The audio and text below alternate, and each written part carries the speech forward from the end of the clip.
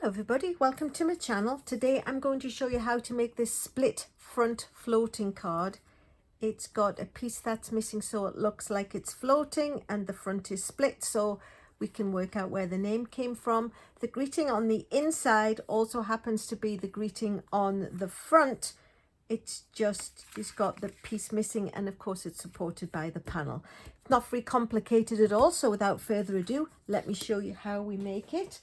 It's a piece of cardstock which is 11 by 4 1/4 and it's scored at 5 1/2. This is Poppy Parade, and we'll just make it a nice crisp edge. So this is the size that we know fits into a standard envelope for mailing without any extra postage.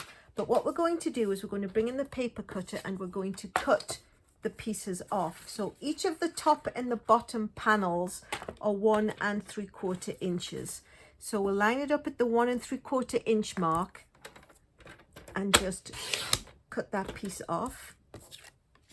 And then the difference from the 5 1/2 of the whole sheet, there's 1 3/4, 1 3/4, and the middle piece is 2. So if we cut a 2-inch piece out by the power of math, that will leave us a 1 3/4 inch piece left in the middle.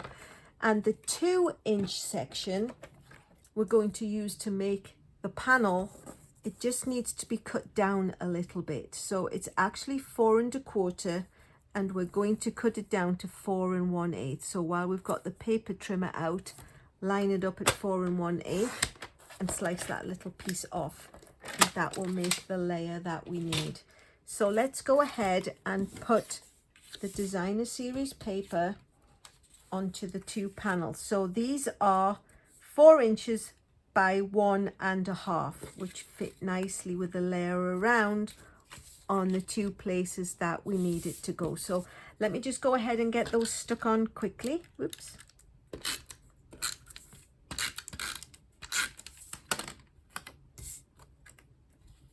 So we'll just, whoops, what am I doing?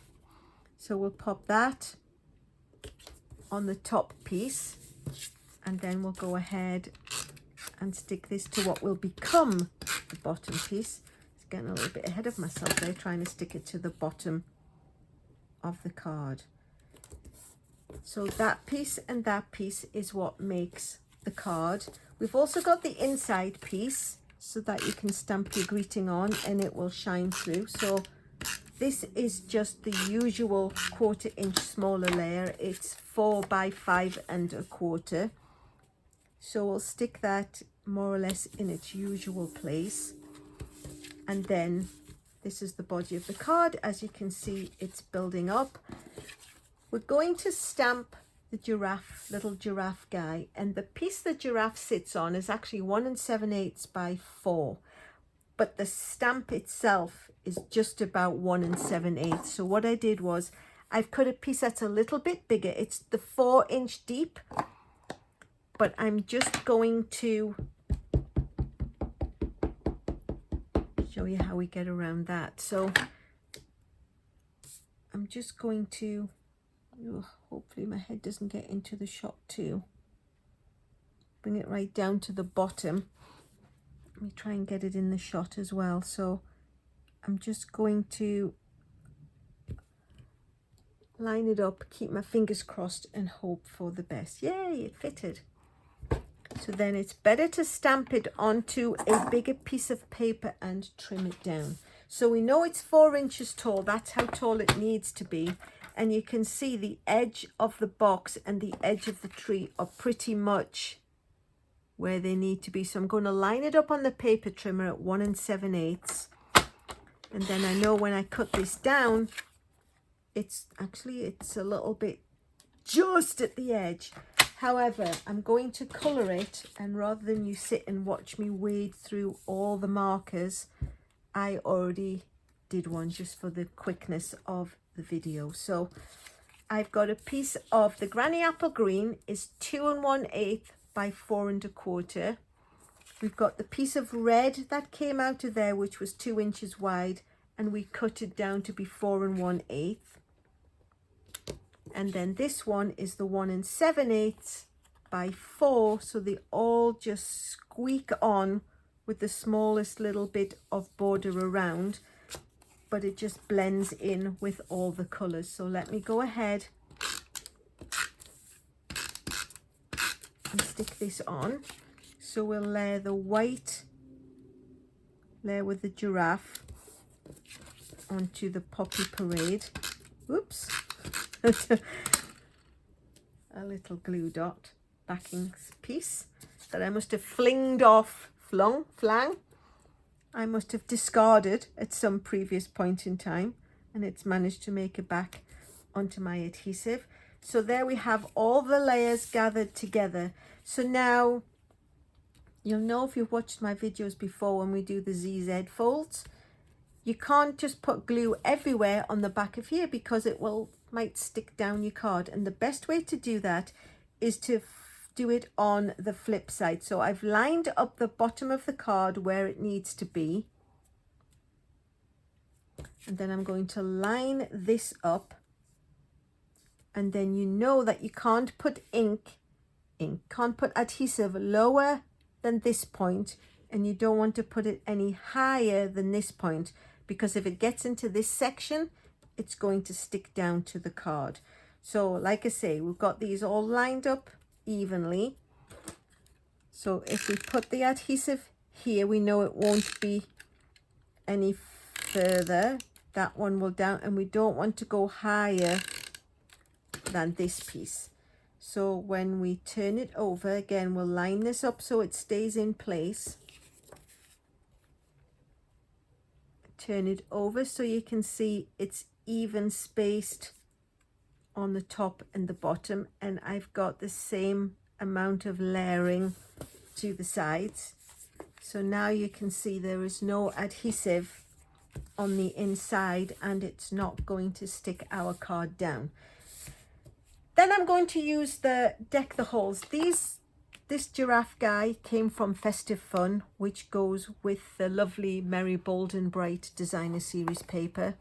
But I chose a Christmas classic set because the greeting is nice and square and it fits into the space that we have. And normally the rule is that you do your stamping first. However, we didn't know how much space we have until the card is basically assembled. So I've put the Deck the Halls polymer stamp onto the acrylic block. Oops, I'm going to ink it up. I was going to ink it up with red ink, but I got the wrong red. I got the real red, and we need Poppy Parade. So pardon me while I dash across my stamping room. So we'll take the Poppy Parade, ink the stamp up, and we're going to make sure it's a bit of a tight squeeze, but it does fit. So we're just going to pop it into there, and hooray, it worked.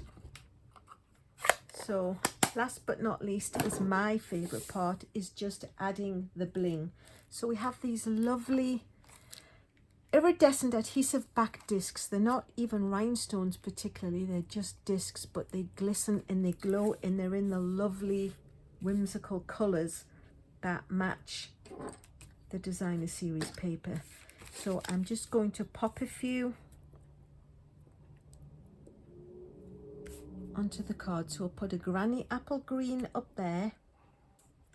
We'll put a lovely, I don't know where to put them. I'll put one up there, and then finish off with the Poppy Parade. So they tend to go in all different sorts of places, wherever you've got them, as long as you've got the three, so it's aesthetically pleasing and all that good stuff. So I'm going to use one of our traditional rhinestones, just the basic rhinestones, and pop that where his pom-pom would be. And then last but not least, I am going to bring in the Wink of Stella, the glitter ink pen, and I'll put a little smear of glistening on the hat band, and I'll also just put it on the star so it joins together. So there you have it, two cards that are the same, a floating split front card Nice little bit of bling to match. There's plenty room to sign down and across the bottom. If you like what you've seen, please consider subscribing. If you like it, please hit the like button. That helps keep my algorithm busy. If you would like to share me with your friends, that would be a really large compliment to me.